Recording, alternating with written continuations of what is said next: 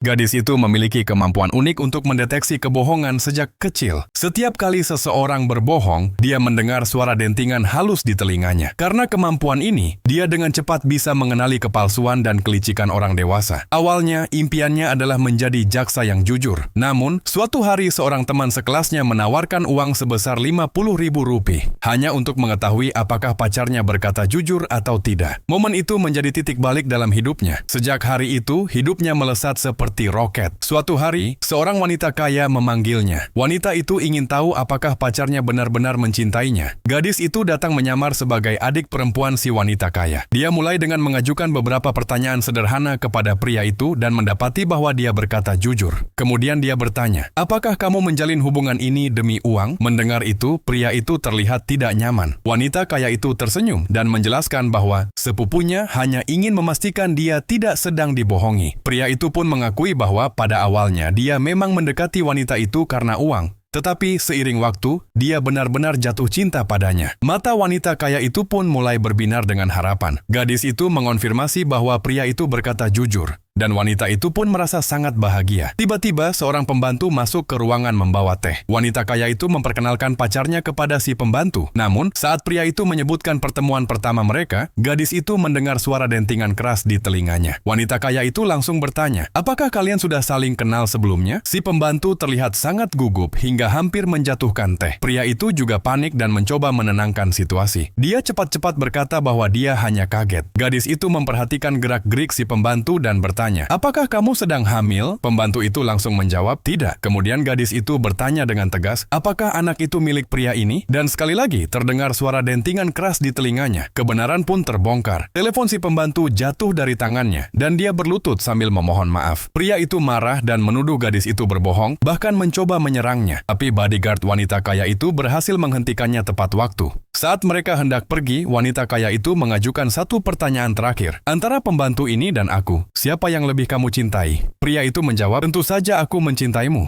Namun gadis itu dengan tegas mengatakan bahwa dia berbohong. Hati wanita kaya itu benar-benar hancur. Meskipun telah dikhianati, dia tetap membayar gadis itu sesuai janji. Dengan uang besar itu, gadis tersebut membuka sebuah kedai kopi. Dari luar, kedai itu tampak biasa saja. Tapi sebenarnya pelanggan-pelanggannya adalah orang-orang kaya yang ingin mengetahui kebenaran di balik hubungan mereka. Dan begitulah, gadis itu menjadi pemburu para pembohong.